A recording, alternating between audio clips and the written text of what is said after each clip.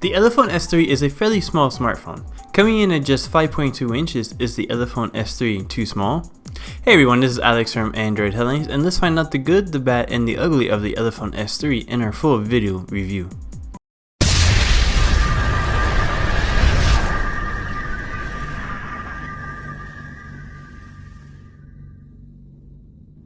Now on the hardware front, the Elephone S3 looks a whole lot like the newly announced OnePlus 3, although it's a bit smaller. We're looking at a full aluminum build here on the Elephone S3 with a fingerprint reader on back.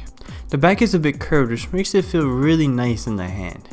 Now Elephone has put the volume rocker and power button all over here on the right side of the S3, making it easier to use either one, especially when on a phone call. The power button feels exactly the same as the volume rocker, which makes it a little bit tough to decipher which one is which without looking.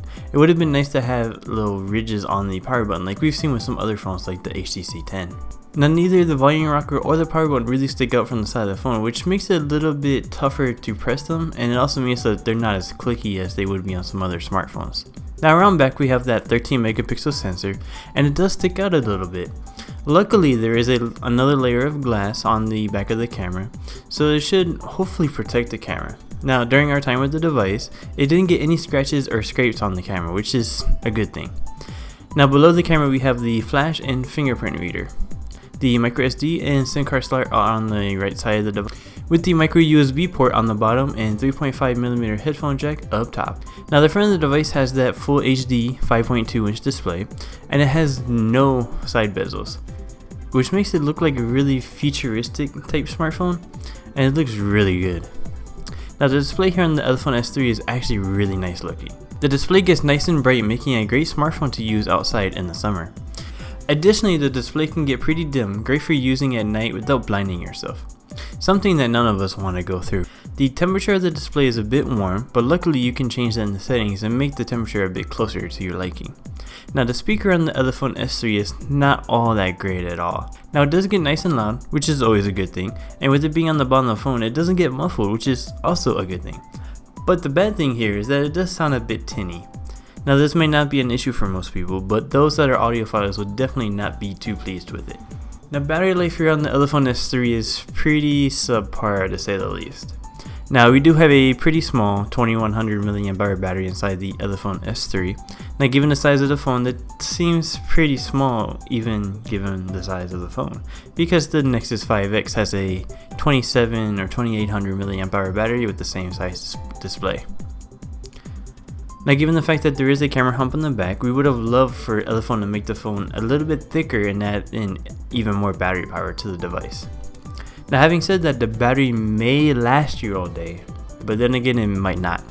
Now on light usage days we found the Elephone S3 to last most of the day for us, but when it came to heavy usage, that was a whole other story. Now there's no quick charge feature here, but the battery does charge quickly, and that's due to how small the battery actually is.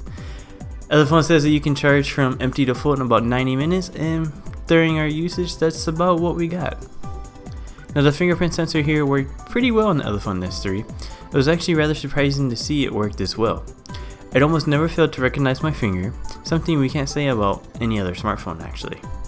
Now because this does run Android 6.0 Marshmallow, it does support the Fingerprint API, meaning that you can log into apps with your fingerprint, making it a pretty useful feature on this smartphone. Now when it comes to software, we're looking at Android 6.0 Marshmallow here, and it's basically a stock build of Marshmallow. There are very few changes that Elephone has made to the software here, and the biggest change is probably to the app drawer. Now it doesn't scroll vertically like the Google Now launcher does, but instead it scrolls horizontally. And you're looking at 4x5 pages here, so we're about 20 icons per page. And as you can see in the video, we got about 60 apps installed. Now Elephone does have soft keys here, but they cannot be changed in the settings for some reason. So you're stuck with the menu button being on the left side and the back button being on the right side. Now this is not a big deal for most people, but it would be nice to be able to switch that menu button out for a instance and even switch them around so the back button's on the left side, since that's what most phones use these days.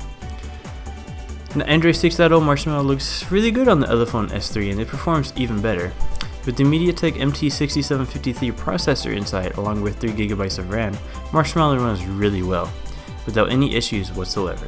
Now it's always a good thing when talking about these lower end or even mid-range processors that are floating around, especially with these cheaper Chinese smartphones. Now when it comes to the camera on the Elephone S3, it's not the best camera out there, but that's not really what you expect from a smartphone that's $179. So let's face it, it's pretty decent.